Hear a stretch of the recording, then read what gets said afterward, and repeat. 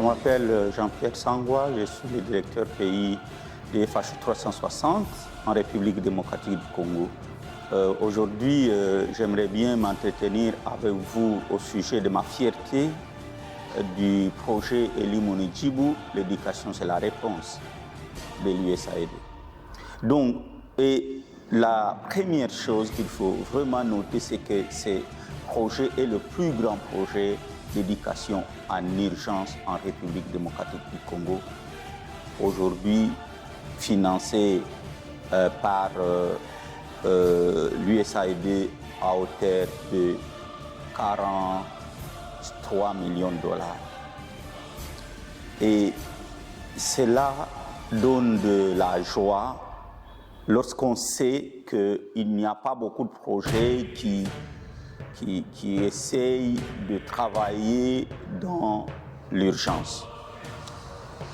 Nous savons tous que quand on parle d'urgence, on voit d'abord la protection, on voit la construction des camps, on voit l'urgence sanitaire, etc. Mais souvent, on oublie que l'éducation aussi est une urgence. Lorsque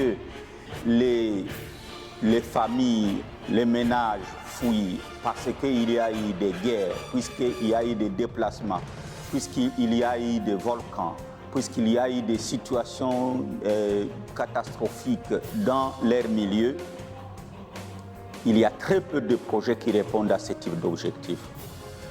Ma plus grande fierté pour Eli Monidjibou, c'est que Eli Monidjibou a réussi à s'adapter. Là où les enfants avaient déjà des difficultés, de programmes alternatifs ont été mis en place pour essayer de sauver leur éducation. Parce que lorsque les enfants fuient, lorsque les enfants quittent les lieux, finalement ils sont perdus, ils ne savent plus quoi faire en réalité parce qu'ils perdent des années scolaires.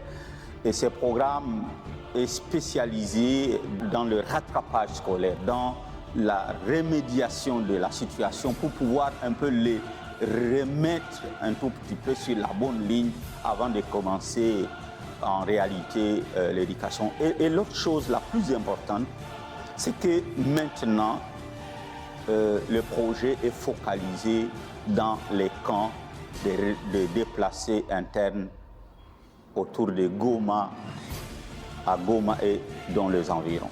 Et ça, c'est fantastique dans la mesure où même s'il y a des petits projets, des autres projets, des autres domaines, mais dans l'éducation, c'est le plus grand.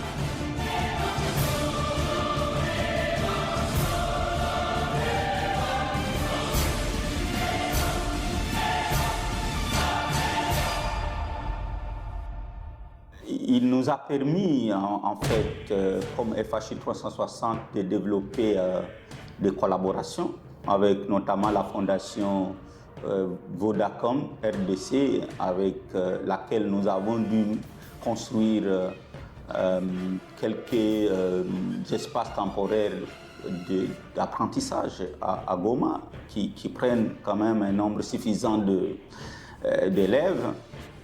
Dans l'avant-midi comme dans l'après-midi, à peu près 1200 élèves.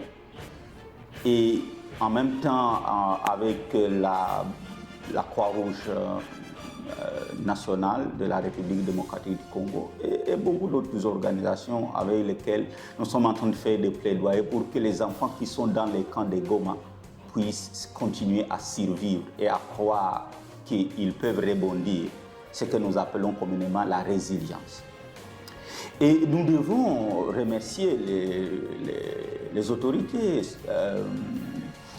du gouvernement congolais, en particulier le gouvernement provincial, parce qu'en réalité, ils accompagnent l'équipe pour que les choses marchent.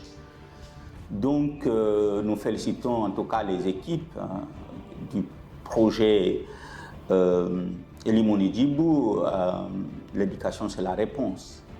C'est ici aussi l'occasion de remercier infiniment USAID pour avoir accordé ces financements et même ajouté les derniers 5 millions récemment pour pouvoir couvrir les besoins d'éducation à Goma et ses environs.